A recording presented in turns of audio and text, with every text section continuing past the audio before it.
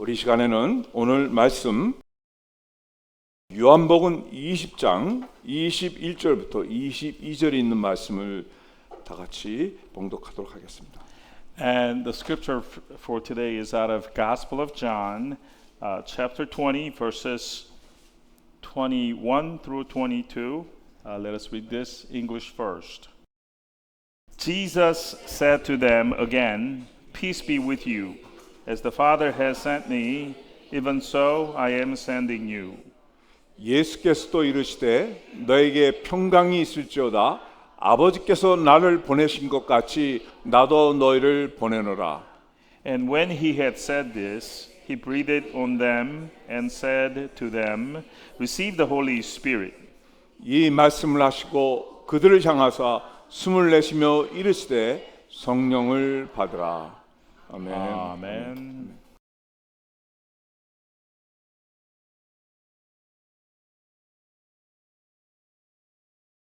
오늘 본문의 말씀에서 가장 주목해야 될 단어, 바로 그 말씀이 뭐냐면 보내노라는 단어입니다. God wants us to pay attention to this notion which appears in today's passage, which is to send or being sent. 이제 여러분들이 비행기 여행을 하시면 이제 그런 걸 보실 수 있는데 미국에 있는 큰 도시 가운데 큰 공항을 허브 공항이라 하고 그 공항은 비행기들이 많이 모입니다. 그렇죠? 그런데 모이는 것 끝이지 아니하고 작은 로컬 공항으로 보내는 것을 허브 큰 공항이라고 합니다. So, if you've been traveling a lot by air, you would know that a few big cities in this nation serve as what's called hub airports, where the airplanes gather temporarily at that hub, and that for the purpose of later dispersing out to smaller local airports. 그래서 그 허브 공항의 중요한 임무는 모인 비행기들을 위해서 정비도 하고 승무원도 교체하고 물자도 공급받는데 그러고 나서는 어떻게 합니까? 다시 보내는 것입니다. The main function of the hub is to gather together first, but that is for the purpose of later going out one by one in a scattered manner to these local airports. And at these hubs, the airplanes are maintained, repaired that is, and the staff are staffed, and the supplies are brought on board to the airplanes. 바로 그것이 성경에서 말하는 궁극적인 교회의 사명이었습니다. And that actually describes the ultimate calling of the church that the Bible describes. 그래서 하나님의 계획은 보내기 위해서 성도들을 모아 주셨습니다. And so God's plan is to gather the believers for the purpose of later dispersing those believers. 그 어떻게 할 수 있느냐? 여러분들 아마 그렇게 질문하실 수 있는데 초대 교회가 어느 교회입니까? 예루살렘 교회입니다. 예루살렘 교회는 우리에게 모형이 되는 놀라운 교회였습니다. 크리스찬이 없었을 때 하나님께서 예수 그리스도의 복음 가운데 사람들을 다 모아놓으셨습니다. 그것이 예루살렘 교회였습니다. And how do we know that? We know that because the original church in the book of Acts is the Church of Jerusalem, which serves as the model for today's churches. And at this Church of Jerusalem, God had people gather there together first. 근데 여러분, 그 교회가 얼마 되지 않아서 하나님께서 그 교회를 다 거의 다 교회 지도자만 나누고 거의 다 흩으셨습니다. But shortly thereafter, God had most of the believers, except for the few leaders who were serving there as leaders, God had all of them dispersed throughout the regions. 그러고 나서 여러분 성경에서 보면은 마지막에 우리가 볼 수 있는 가장 모형적인 교회가 어떤 교회가 있습니까? And then towards the end of that section, the last type of church that we see there, what kind of church would that be that we see there? 어느 교회입니까? What church is that? 안디옥 교회입니다. It is the Church of Antioch. 그런데 안티옥 교회는 어떻게 시작됐냐면 그때 예루살렘에서 핍박을 받아가 흩어졌던 성도들이 자기가 계획한 것이 아니라 다 흩어져서 또 그 사람들 가운데 저 이방 사람들 사는 곳에 가서 개개인이 복음을 나눴는데 그것이 교회가 된 것입니다. And so, how did the Church of Antioch come to be? It was established by the people from the Church of Jerusalem who were persecuted and had scattered all about. They individually took the gospel of Jesus and preached, and they somehow gathered together in that location and established this church, the Church of Antioch. 근데 이제 애석하게도 이제 역사가 지나면서 오늘날 우리 교회와 성도들이 교회 생활에서 크게 잊어버린 것이 있습니다. And one unfortunate thing, as the history of Christianity progresses forward, flows forward, there is something that the churches and the believers have forgotten. 우리가 흩어지기 위해서 우리가 모여야 됩니다. 이렇게 모여야 됩니다. And yes, in order for us to scatter later, we have to first gather together. 그런데 우리가 모이는 것이 아니라 흩어지는 것이 교회에 하나님께서 만드신 원래의 뜻이었습니다. But gathering together, but later dispersing, scattering all about, is the will of God that God has set up. 그러면 하나님께서 우리 성도들을 다 어디로 보내시느냐? 어디로 보낼까요? But then, where does God send all of us believers? Then 바로 여러분의 삶의 터전에 보내시는 겁니다. He sends us to the very place of our life, the situation that we are situated in our everyday life. 바로 우리를 사명자로 여러분의 삶의 현장에 보내시는 겁니다. So He sends us as a person with a calling to the places of our life, everyday life. That is the place that He sends us to. 왜 교회가 침체가 되고 우리 성도들이 왜 삶 속에 신앙인으로 능력이 없고 우리는 왜 세상에 나가서 제대로 크리스천한 말을 못하고 왜 이렇게 빚을 버리면서 우리는 살 수밖에 없는가? Why do our churches become stagnant nowadays, and we Christians are helpless and powerless, and we go out into the world and live as helpless believers? Why is that happening? 특별히 이제 한국 교회를 두고 이런 얘기를 많은데 한국 교회 가면은 좋은 자리에 높게 교회 탑이 있고 교회 건물이 우왕좌왕하는데 왜 사회는 점점 침체되어가 있고 교회는 힘이 없고 왜 가난한 성도들은 일어나고 왜 우리가 젊은 세대들이 교인이라고 그러면 왜 수치를 당해야 되고 창피한 삶이 되었는가? And so this applies more to the Korean churches which now occupy the best spot in the city. They have great looking buildings, but the churches are more stagnant than ever. The young people are ashamed of being showing themselves to be Christians in the society because they will be scoffed at when you say, I'm a Christian. Why are we in this situation? 성경 이사에서 55장 8절부터 9절까지 이렇게 말씀하십니다. The Bible in Isaiah 55 verses 8 through 9 says this. 여호와의 말씀에 내 생각은 너희 생각과 다르며 내 길은 너희 길과 다르니라. 하늘이 땅보다 높음 같이 내 길은 너희 길보다 높으며 내 생각은 너희 생각보다 높으니라. For my thoughts are not your thoughts, neither are your ways my ways, declares the Lord.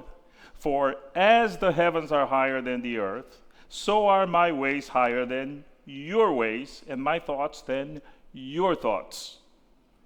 오늘 본문인 요한복음 20장 21절 20절을 다시 한번 자세히 살펴보면 여기에 우리 하나님 우리에게 주신 놀라운 메시지가 있습니다. So when we look at today's scripture, which I told you was John 20, verses 21 through 22. When we look at it in closer detail, therein lies the message that God gives to us today. 제가 다시 한번 읽겠습니다. 여러분들은 이 시간에 한번 하나님이 여러분들에게 말씀하신 것처럼 한번 좀 느껴보면서 들어보십시오. 자, 다시 읽겠습니다. 21절 예수께서 이르시되 너에게 평강이 있을지어다. Let me read it to you. Jesus said to them again, Peace be with you.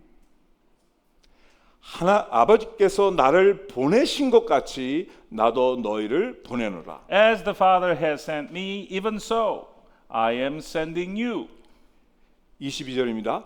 이 말씀을 하시고 그들을 향하사 숨을 내쉬며 이르시되 성령을 받으라. And when he had said this, he breathed on them and said to them, Receive the Holy Spirit. 근데 여러분 이 말씀이 왜 중요하냐면 성경에서는 중요한 내용은 자꾸 반복됩니다. 아시죠, 여러분? And what is the reason that this is an important passage? And you do know that important passages in the Bible are repeated again and again. 오늘 예수님께서는 이 말씀을 하시기 이미 이전에 요한복음 17장 18절에 예수님이 그 중보자로 중보 기도를 온 세상과 제자들과 자기를 위해서 기도한 내용이 있는데 그 내용 속에 뭐라고 얘기하시냐면 요한복음 17장 18절에 아버지께서 나를 세상에 보낸 것 같이 나도 그들을 세상에 보내었고. Before this passage in John 17 verse 18, Jesus is in his chief priestly intercessory prayer mode. And at that point, he already had a plan to send his disciples, in other words, the believers, to the world. And so in his intercessory prayer in John 17:18, he went, As you sent me into the world, so I have sent them into the world.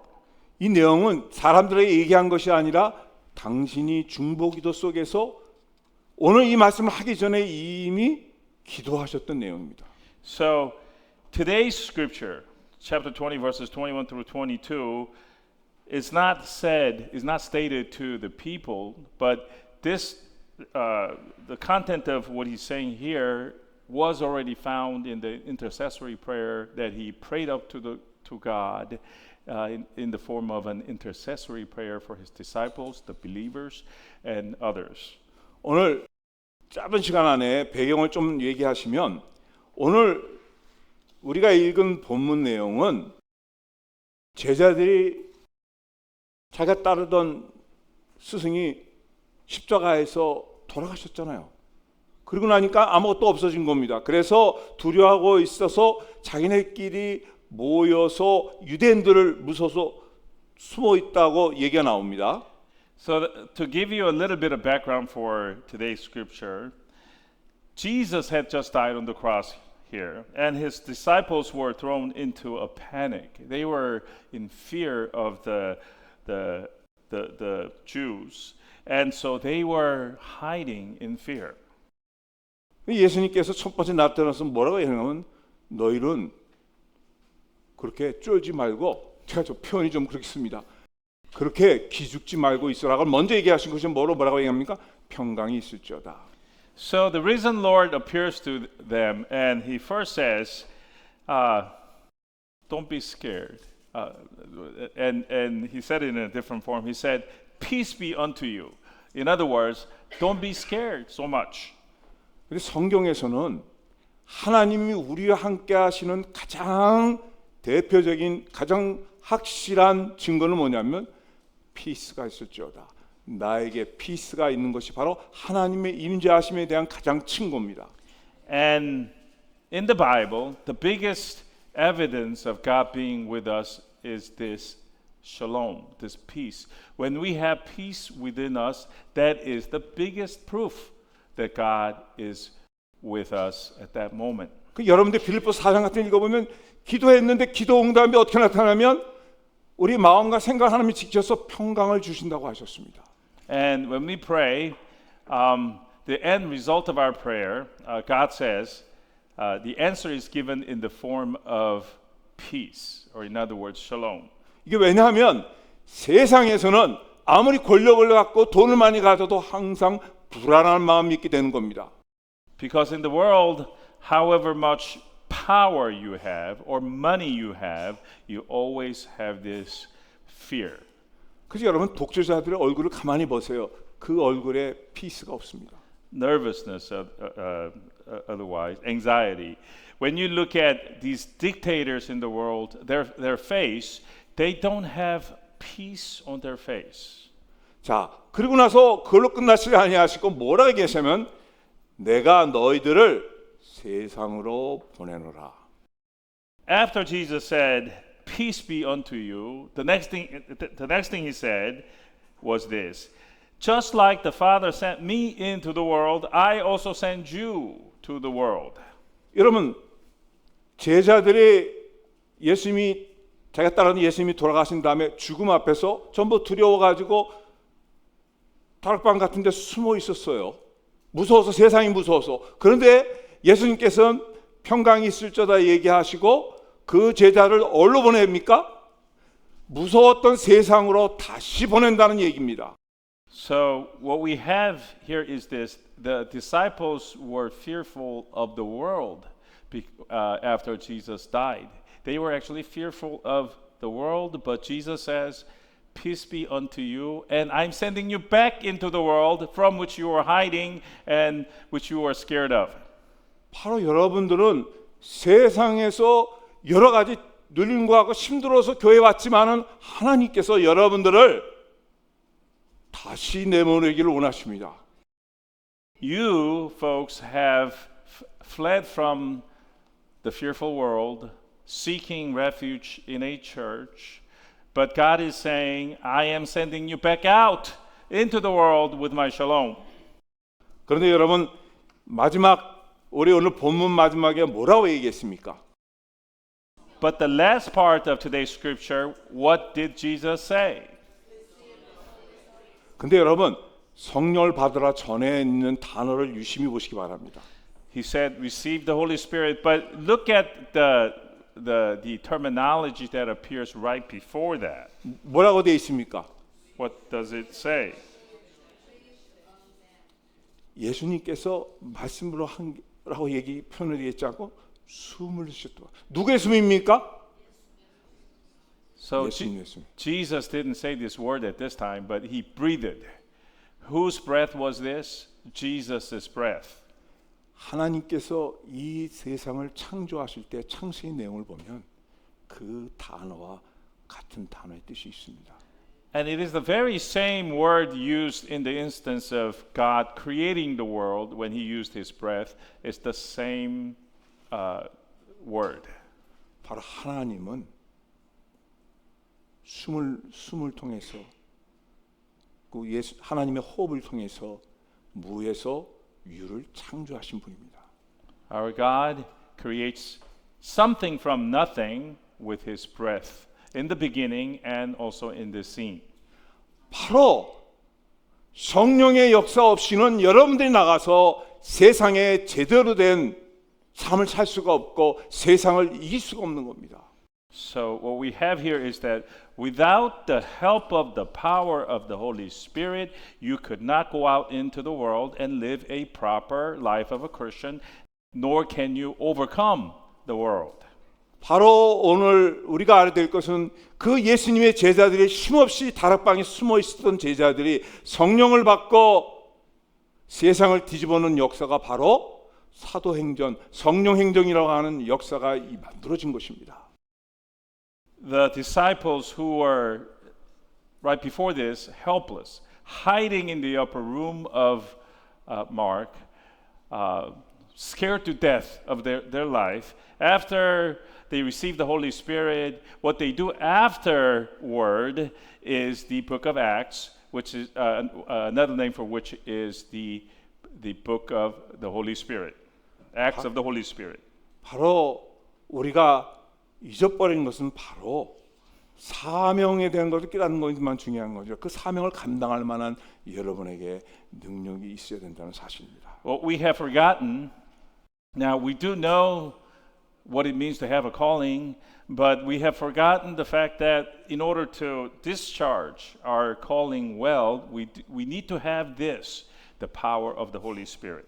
오늘 본문의 중요한 내용 중에서 예수님께서 사용하신 보내라는 단어를 우리가 좀 주목해야 되는 것은 원래 그 보내라는 단어는 에포스텔로라는 단어인데 이 단어의 뜻은 뭐냐면 사도라는 얘기 많이 성경에 있겠죠?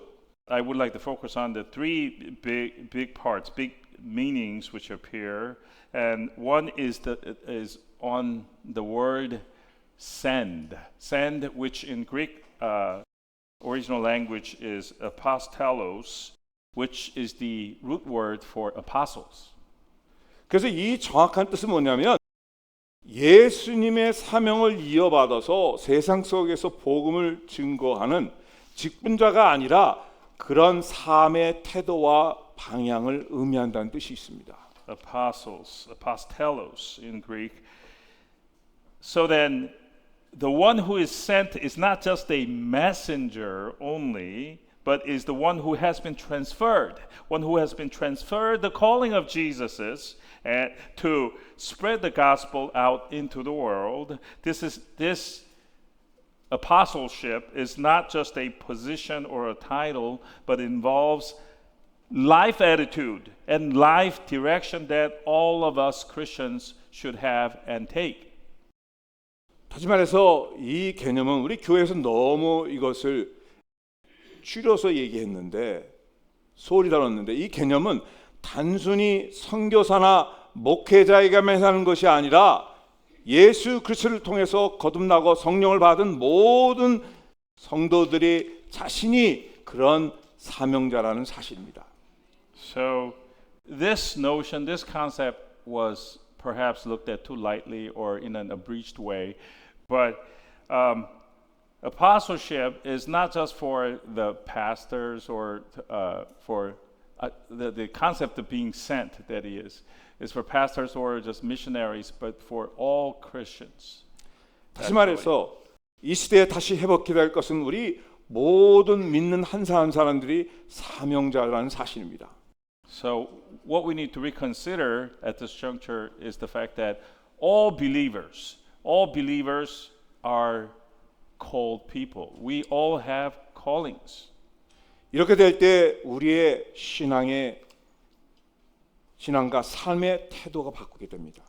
When we have that concept, then our faith and the attitude of our life will change. 다시 말해서 내가 있는 곳이 바로 하나님의 선교지가 되는 것입니다.